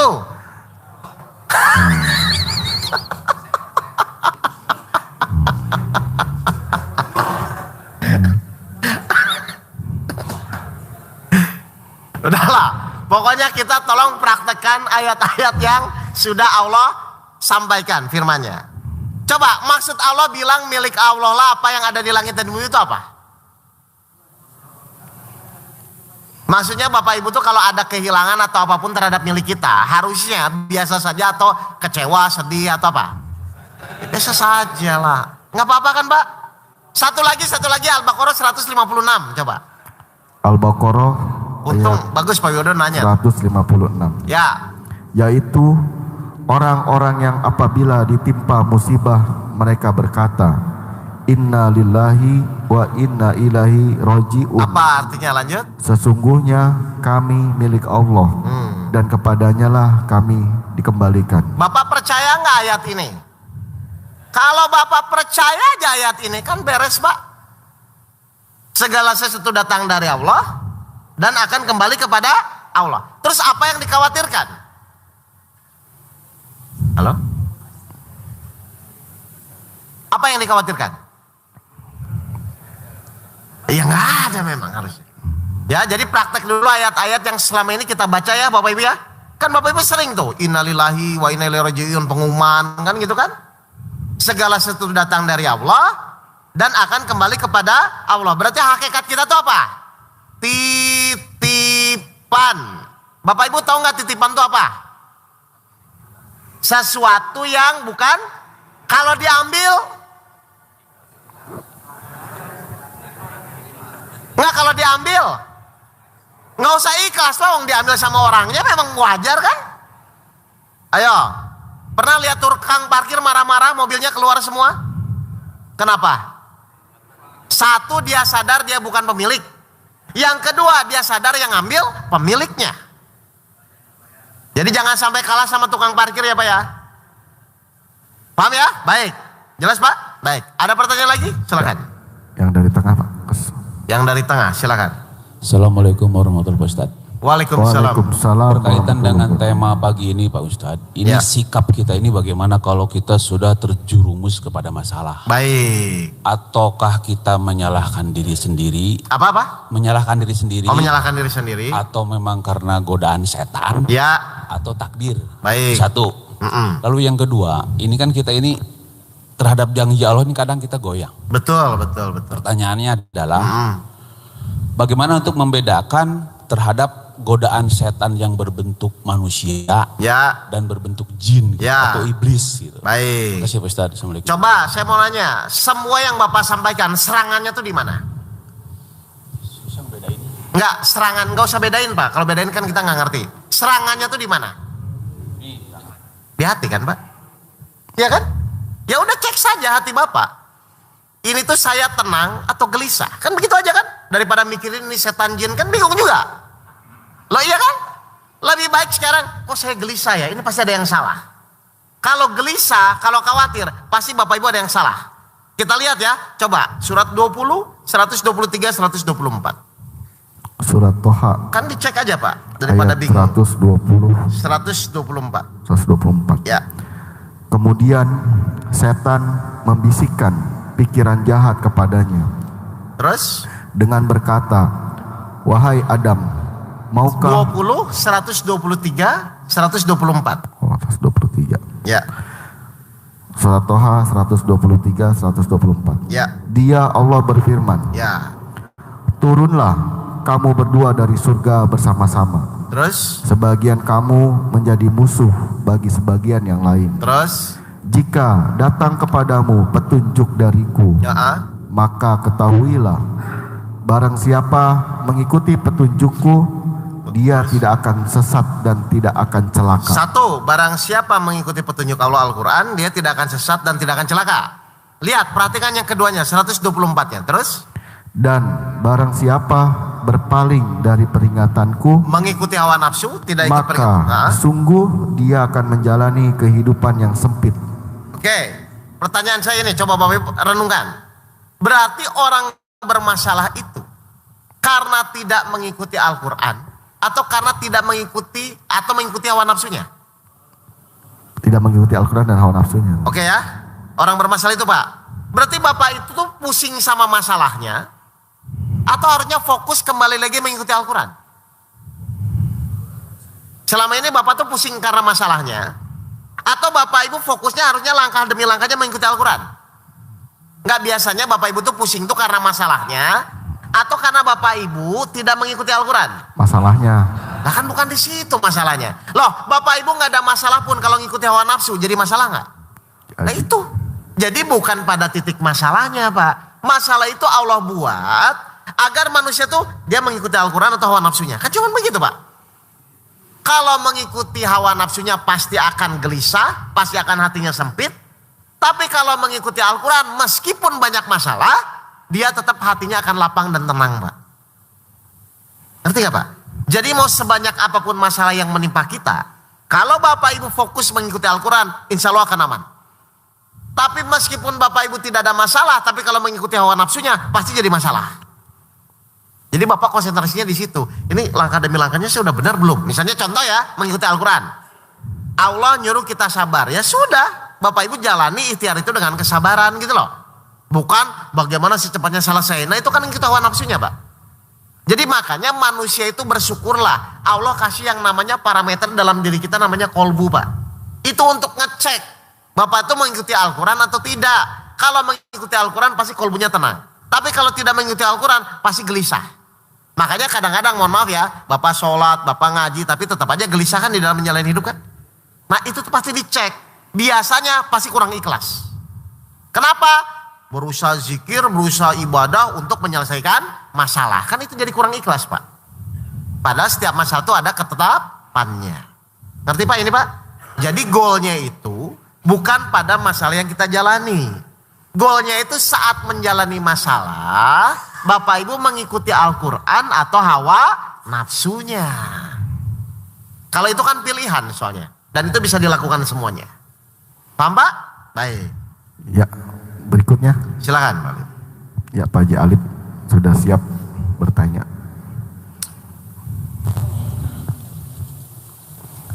Ya, Assalamualaikum warahmatullahi wabarakatuh. Waalaikumsalam warahmatullahi wabarakatuh. Ustadz, apa yang Ustadz sampaikan pagi hari ini sangat jelas nas-nasnya, Ya. dalil-dalilnya, dan secara logika iman kita memang masuk akal Ustadz. Ya. Problemnya adalah di level keyakinan. Ya.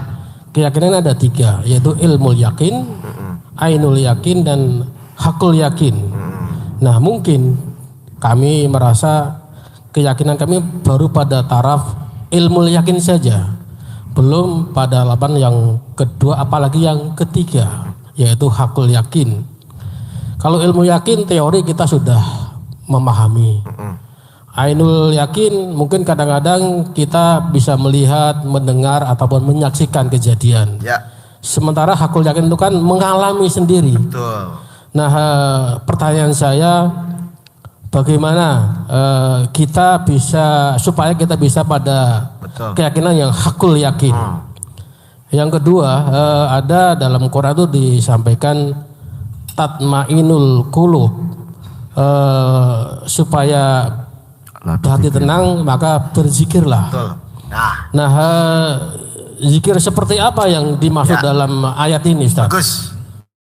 Syukran kasir. Assalamualaikum warahmatullahi wabarakatuh. Baik, bagaimana supaya keyakinan kita tuh meningkat bukan sebatas teori saja, Ya. tapi mulai pada praktek atau aplikasinya, Pak. Surat Al-Baqarah 260. Surah Al-Baqarah 260. ayat 200. Ini pun terjadi apa ya? Dengan para hamba-hamba Allah. Dan ingatlah ketika Ibrahim berkata, Tuhanku, perlihatkanlah kepadaku bagaimana engkau menghidupkan orang mati. Nah, Allah berfirman, belum percayakah engkau? Dia Ibrahim menjawab, aku percaya, tetapi agar hatiku tenang, mantap. Jadi Ibrahim itu minta apa Pak di sini? Meningkatkan keyakinan bahwa Allah tuh maha menghidupkan segalanya. Dia butuh apa? Ainul yakin. Pembuktian kepada Allah. Cuman kan ini antara Nabi dan Allah masalahnya kan. Kita bukan Nabi masalahnya. Terus? Dia Allah berfirman, kalau begitu ambillah 4 ekor burung, Ya. lalu cincanglah olehmu. Kemudian letakkanlah di atas masing-masing bukit satu bagian. Baik. Kemudian panggillah mereka. Niscaya mereka datang kepadamu dengan segera. Ketahuilah bahwa Allah Maha Perkasa, Maha Bijaksana. Oke, perhatikan. Ada nggak cara lain untuk meningkatkan keyakinan selain menjalani masalah dan membuktikan janji Allah, Pak? Tidak ada. Kalau Bapak Ibu ingin meningkatkan keyakinan, ada nggak cara lain selain menjalani masalah dan membuktikan bahwa janji Allah itu benar? Ada nggak cara lain? Ada nggak cara lain untuk Bapak Ibu semakin meyakini itu? Nggak ada. Berarti tidak ada cara lain, Bapak Ibu harus menjalani yang namanya masalah atau ujian, betul? Jadi masalah itu kita butuhkan nggak? Untuk apa? Untuk meningkatkan keyakinan. Nah mohon maaf, Bapak Ibu dikasih masalah itu kira-kira butuh atau nggak selama ini tuh? Nggak Nah, butuh. gimana? Kalau bisa nggak ada masalah kok. Jadi ini terbolak-balik Pak. Antara yang kita inginkan dengan realita yang harus kita jalani. Karena tidak ada cara. Bapak Ibu kalau ingin meningkat keimanannya, Allah tuh pasti akan menguji gitu loh Pak. 29 ayat 2 satu lagi. Surat 29 ayat Ayat 2. 2. Al-Ankabut. Nanti baru saya jawab yang satu lagi ya Pak ya. Dan sungguh kami telah menguji orang-orang sebelum mereka. 29 ayat 2. 29 ayat 2. Apakah manusia mengira bahwa mereka akan dibiarkan hanya dengan mengatakan kami telah beriman dan mereka tidak diuji? Jadi ada nggak cara lain Pak? Nggak ada Pak. Jadi kalau Bapak Ibu ingin pada level mulai meningkat keyakinan kepada Allah, suka tidak suka Bapak Ibu harus menjalani ujian. Jadi ujian itu sebagai masalah atau sarana meningkatkan keimanan. Berarti semakin meningkat, semakin banyak masalah, logikanya harusnya iman kita semakin yakin, kan begitu kan? Tinggal bagaimana langkah demi langkah. Nah ini yang kedua saya akan jawab. Bagaimana caranya saat diuji itu agar iman kita tuh naik, bukan malah jadi turun.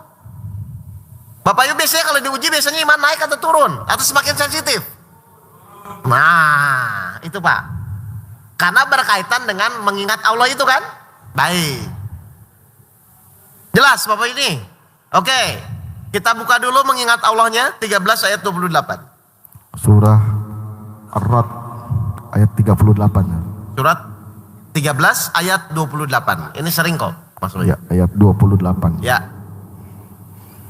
Yaitu orang-orang yang beriman dan hati mereka menjadi tentram dengan mengingat Allah. Baik.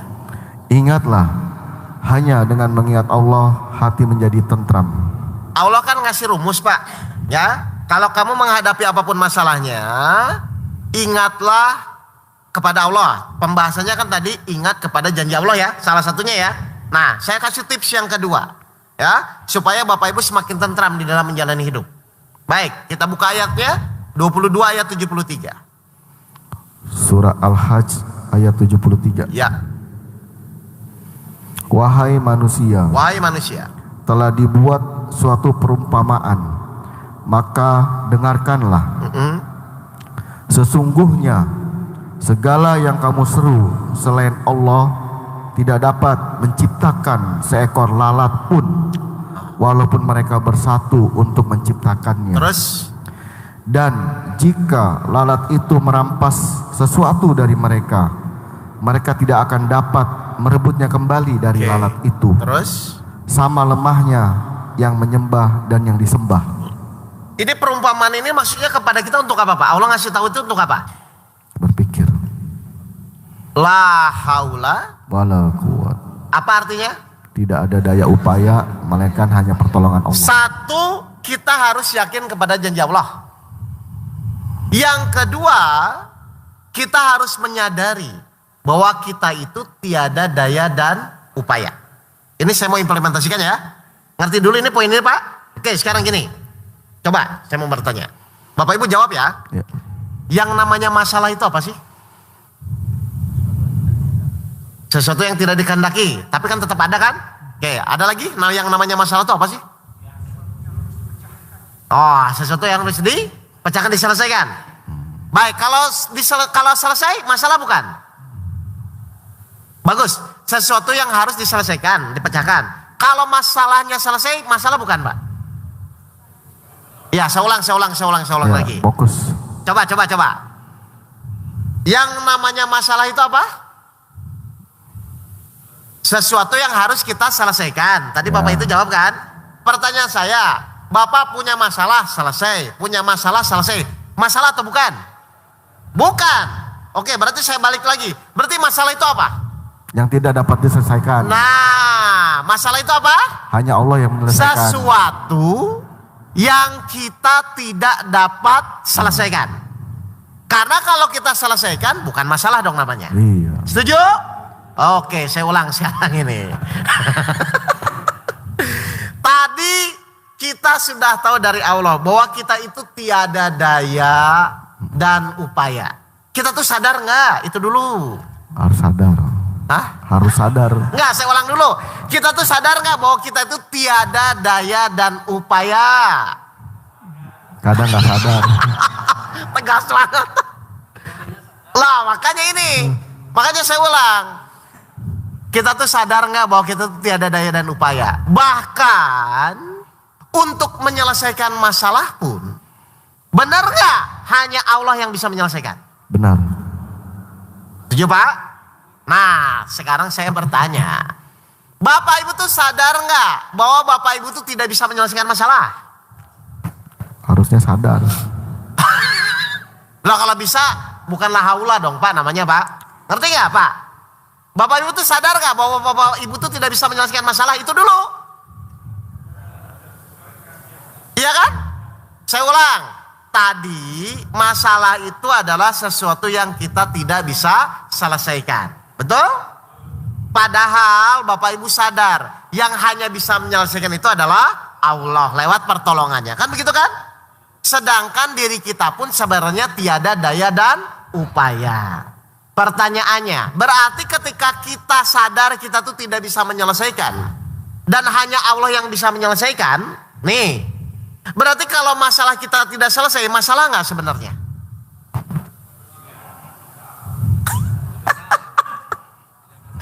Saya tidak bisa buat nasi goreng, terus saya buat nggak enak, masalah nggak? Kenapa? Emang nggak bisa buat nasi goreng kok? Kecuali saya bisa, nasi gorengnya nggak enak. Itu masalah buat saya. Ngerti? Saya tidak bisa menyelesaikan masalah. Nih, saya sadar saya tidak bisa menyelesaikan masalah. Terus masalah saya belum selesai. Masalah nggak? Nah, berarti selama ini tuh Bapak itu merasa mampu atau merasa tidak mampu? Nah, itu kesalahannya. Dan pertanyaan kedua, kira-kira Allah tuh akan nolong kepada orang yang merasa mampu atau tidak mampu? Nah, kenapa Bapak Ibu saat menjalani masalah selalu merasa mampu?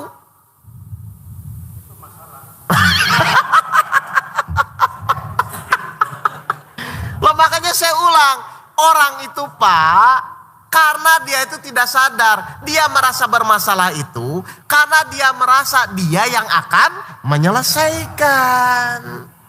Tapi kalau dari awal dia sadar, loh kan nanti yang menyelesaikan Allah. Berarti kita hanya menjalani dan kita mohon bahwa saya itu tidak mampu. Hanya Allah yang mampu menyelesaikan. Ketika Bapak Ibu sudah muncul rasa tidak mampu, pasti Allah selesaikan. Loh kalau Bapak Ibu sudah muncul rasa tidak mampu, terus Allah mau ngapain lagi gitu loh Pak. Allah pasti akan menolong masalah kita. Jadi kalau Bapak Ibu merasa bermasalah itu, berarti sebenarnya apa? Bapak Ibu merasa mampu bisa menyelesaikan. Padahal tadi Allah bilang, semua permasalahan itu hanya Allah yang akan bisa menyelesaikan. Berarti munculkan sikap agar kita tuh layak Allah selesaikan. Pasti harus merasa tidak mampu. Berarti logikanya harusnya masalah belum selesai pun masalah nggak harusnya buat kita kalau kita merasa tidak mampu. Nggak masalah. Selama ini Bapak Ibu tuh merasa bermasalah atau tidak masalah?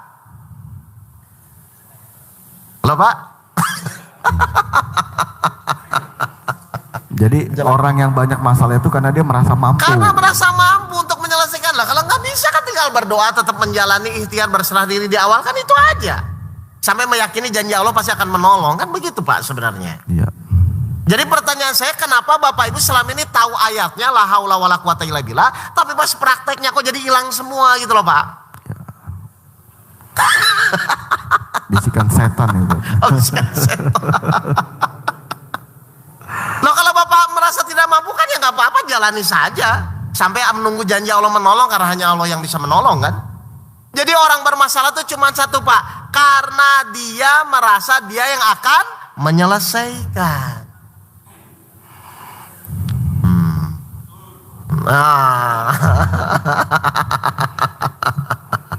Pertanyaan Baik. Pak Alif belum dijawab tidak? Udah, dia udah Zikir paham. yang buat kita hati tenang. Zikir yang paling hati tenang tuh sadar bahwa kita la haula wala quwata illa billah. Oh iya ya Allah, saya tuh memang nggak mampu. Ya sudah, sekarang saya jalani, tapi saya yakin bahwa janji Engkau itu benar. Engkau akan menolong kepada orang yang merasa tidak mampu. Ayo jujur aja nanti Pak, nanti jujur aja.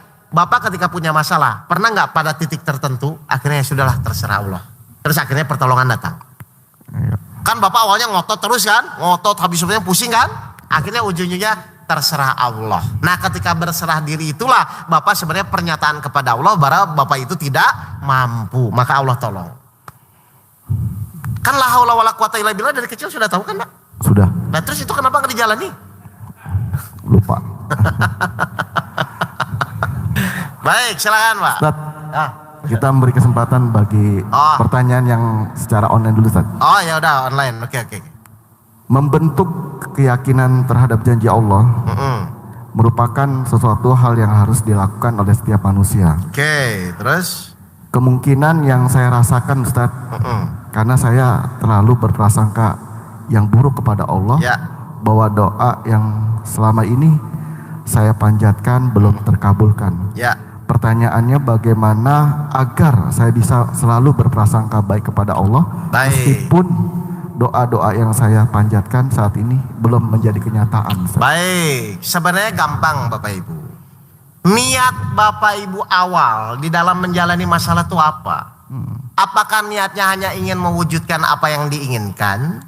Atau niatnya hanya ikhlas saja kepada Allah? Udah gitu aja. Niatnya apa?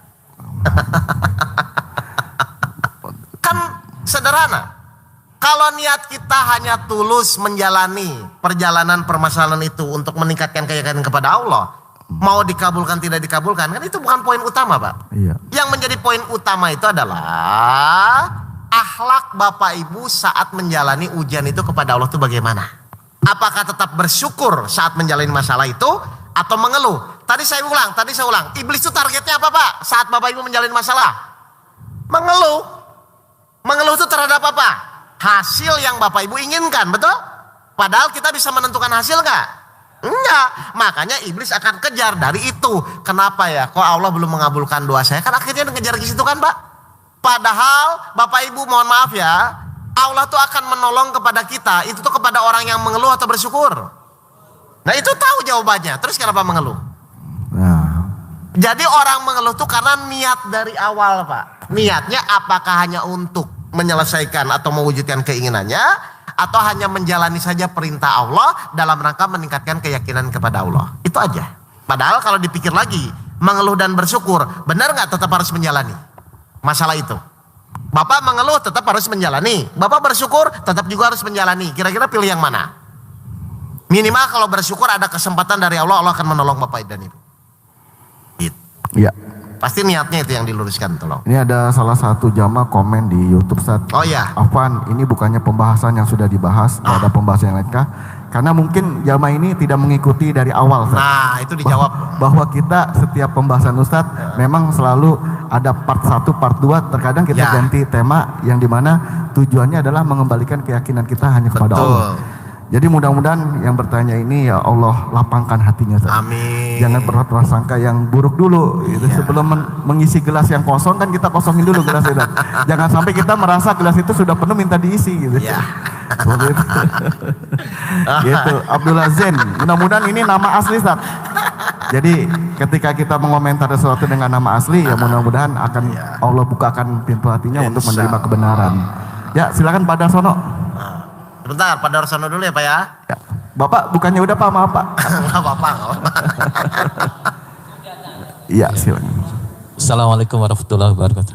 Waalaikumsalam warahmatullahi wabarakatuh. Pak Ustadz, ketika saya ditimpa misalnya kesempitan dan saya sudah mengaji, sudah berusaha memahami, sudah berserah diri kepada Allah. Oh sudah semua. Ya kalau gitu nggak ada masalah dong Pak. Nah ada ini saat kesedihan. Kesedihannya itu sebenarnya bukan terhadap permasalahan tadi. Oke. Tapi sebagai suami, sebagai ayah dari anak-anak, kadang-kadang terbelit di dalam hati, ya Allah, kok saya zolim belum bertahun-tahun tidak memberi nafkah pada istri, sehingga istri susah misalnya mencari pinjaman apa. Itu bagaimana menghilangkan, kita udah yakin bahwa kita berserah diri, tapi terbelit perasaan sebagai tanggung jawab itu Ustaz. Itu bagaimana? Bagus. Coba perhatikan tipis godaan iblis itu di sini. Coba perhatikan. Ya, tipisnya di sini. Mungkin Bapak Ibu pun mengalami nih. Ini, benar nggak? Semua kejadian apapun yang Allah izinkan, harusnya kita terima dulu. Betul? Sekarang misalnya anggaplah Padar atau yang lain lah. Kenapa ya? Kok saya belum maksimal ngasih belanja? Belum maksimal mendidik anak saya, membiayai anak saya. Sebenarnya posisi Bapak di situ menerima atau tidak? Kan jawabannya masih kenapa? Kenapa ya? Kok saya masih begini belum bisa mencukupi, belum bisa menikahi anak saya? Sebenarnya pada saat itu menerima atau tidak? Harusnya statement Bapak gini, ya Allah terima kasih. Enggak apa-apa. Kalau memang sekarang kau belum mengizinkan saya untuk mencukupi keluarga saya terima. Tapi tolong ya Allah, Engkau maha membolak-balikan, Engkau maha membukakan rezeki, tapi bimbing saya. Bukan pertanyaannya kenapa. Ngerti Pak? Karena target iblis yang penting jangan menerima ketetapan itu gitu loh Pak. kayak gini. Orang khawatir, orang sedih, langsung kan baca Al-Quran untuk menghilangkan rasa itu kan? Nggak bisa Pak. Rasa diangkat, dihilangkan itu karena pertolongan Allah setelah Bapak Ibu menerima ketetapannya. Jadi Bapak terima dulu, bukan artinya pasrah, bukan ya. Baik ya Allah, kalau Engkau masih mengizinkan saya belum bisa mencukupi keluarga saya, nggak apa-apa, saya terima ya Allah. Baru setelah itu kita doa, tapi tolong ya Allah, saya ini kan bertanggung jawab dan perintahmu pun saya tetap harus bertanggung jawab. Diterima dulu, setelah itu berdoa. Bukan mengatasi, berusaha bagaimana menghilangkan rasa itu, bukan. Karena rasa itu tetap Allah yang permainkan ya. Jadi ketenangan, kegelisahan tuh Allah kasih. Misalnya Bapak dikasih gelisah, terima dulu. Baik ya Allah, karena Engkau masih memberikan rasa gelisah kepada saya, nggak apa-apa. Tapi tolong ya Allah, berikan saya ketenangan. Setelah menerima, baru angkat Bapak Ibu doa dengan namanya permohonan. Tapi dalam kondisi sudah menerima. Jelas ya Pak ya? Pukul di situ, karena iblis di situ mainnya. Nah, awas ya, hati-hati ya, karena iblis di sini mainnya nih. Dan pasti begitu. Bapak Ibu akan berusaha bagaimana menghilangkan rasa sedih, rasa khawatir, nggak bisa. Bapak Ibu terima rasa itu karena mungkin level saya masih begitu kan Pak? Oh baik ya Allah, saya masih keyakinannya dalam teori, ya nggak apa-apa. Tapi tolong ya Allah tingkatkan keyakinan saya di dalam prakteknya. Jadi segala sesuatu apapun yang Allah berikan, terima dulu. Karena kuncinya di situ sebenarnya. Ya. Baik, silakan. Ya, terakhir mungkin. Terakhir. Ya. Ini ada 2 kesempatan Tat. Ya, Bapak yang belum bertanya, Bapak yang sudah bertanya. Silakan. Kesempatan silakan. Ya. Lanjut aja. Yang belum bertanya dulu mungkin. Oh, yang belum bertanya siapa? Oh, ibu-ibu silakan. Ibu-ibu dulu Pak. Bentar Pak, kita di sini ada moderator insya Allah yang membimbing. Ya. Yang tanya? Enggak ada. Ya udah, ada. Bapak Ibu dulu. sudah mengerti. Ya Pak, silakan Pak. Ya. Terima kasih. Sebenarnya jawabannya tadi barusan terjawab. Kaitan dengan kalau anak kita sakit, kita rasa sedih, masalah gitu kan Allah yang akan menyembuhkan. Betul. Tapi itu juga dari dokter sini rujuk sana rujuk sini, kita merasa kok nggak selesai. Gitu. Nah itu dimana kita merasakan bahwa Allah akan menyelesaikan masalah ini. Baik, sebenarnya kan tadi jawaban jelas Pak, diterima dulu rasa itu ya. Oke, saya buka ayatnya ya. 64 ayat 11. Ini sering kok. Surat 64. Maksudnya menerima ini penting Pak. Karena Allah berikutnya akan memberikan petunjuk sebenarnya. Surat At-Taghabun Ayat 11. ayat 11. Tidak ada suatu musibah yang menimpa seseorang kecuali dengan izin Allah. Oke, jadi harus diterima dulu ya. Karena itu adalah izin Allah dan Allah sebagai pemilik kejadian. Ngerti Pak? Jadi kalau pemiliknya saja sudah mengizinkan, kita yang bukan pemilik boleh protes? Oke, pegang ya. Nah terus Bapak terima dulu dengan keimanan terus. Dan barang siapa beriman kepada Allah, niscaya Allah akan memberi petunjuk kepada hatinya. Jadi setelah kita menerima apapun yang Allah tetapkan, kita ridho dengan ketetapan Allah Pak, Allah janji akan memberikan petunjuk. Nanti biasanya Bapak digiring, ke dokter A. Dalam rangka mewujudkan janji Allah akan menyelesaikan masalah Bapak. Ingat ya, kata kuncinya cuma satu. Semua kejadian, mau kita sedih, kita khawatir apa, terima dulu. Sebagai rasa, yaitu kualitas iman kita saat itu gitu loh Pak. Ya jangan melawan ya. Paham? Karena ini tipis memang seakan-akan itu benar. Loh tapi kan saya tanggung jawab. Iya tanggung jawab, tapi terima dulu maksudnya. Apapun yang Allah tetapkan saat ini. Kalau kita mampunya A ya sudah A saja. Kalau memang level kita masih 5 ya 5 saja. Nggak usah ke 10 gitu loh Pak. Allah cuma butuh Bapak Ibu menerima, menyadari bahwa ketetapan Allah pasti yang terbaik. Sisanya nanti Allah yang menyelesaikan. Seperti tadi yang ibunya Musa kan. Tugas ibu Musa cuma apa-apa. Terakhir itu tugas ibunya Musa cuma apa? Menghanyutkan saja kan. Setelah itu yang ngatur siapa? Allah gitu loh. Ya. Jelas Pak? Oke, ya sudah. Ya, para jamaah sekalian, karena ini hari Rabu, hari aktivitas bekerja, mungkin bagi sebagian kita juga alhamdulillah sudah ada janji dengan beberapa orang yang lain. Jadi sebelum ditutup mungkin kita minta kepada Pak Ustadz agar memanjatkan doa, karena doa di majelis ilmu adalah doa yang mustajab dan insya Allah akan diaminkan oleh para malaikat. Baik, Bapak Ibu mari kita, Oh sakit ya? Kita doakan Ustaz. Ya. Baik, mari Bapak Ibu kita menunduk sebentar, mengikhlaskan hati kita benar-benar kepada Allah. Kita hanya memohon dengan tujuan ikhlas kepada Allah ya, agar Allah melihat kesungguhan kita di dalam berdoa dan keikhlasan kita. Amin ya Allah. A'udzubillahi minasyaitonirrajim. Bismillahirrahmanirrahim. Ya Allah, ya Maha Pengasih dan Penyayang, kami mengucapkan surat Al-Fatihah, mohon fadilahnya disampaikan kepada junjungan kami Nabi besar Muhammad. Amin. Sallallahu alaihi wasallam serta keluarganya, serta khususan kepada guru-guru kami dan khususan kepada jamaah Al-Ukhwah ya Allah, baik yang sekarang sehat ataupun yang sakit ya Allah. Tolong ya Allah, berikanlah kami bimbingan-Mu dan berikanlah kami kebahagiaan di dunia dan kebahagiaan di akhirat. Angkatlah semua penyakitnya ya Allah. Amin ya Allah. Sederhanakanlah semua pemikirannya ya Allah. Amin.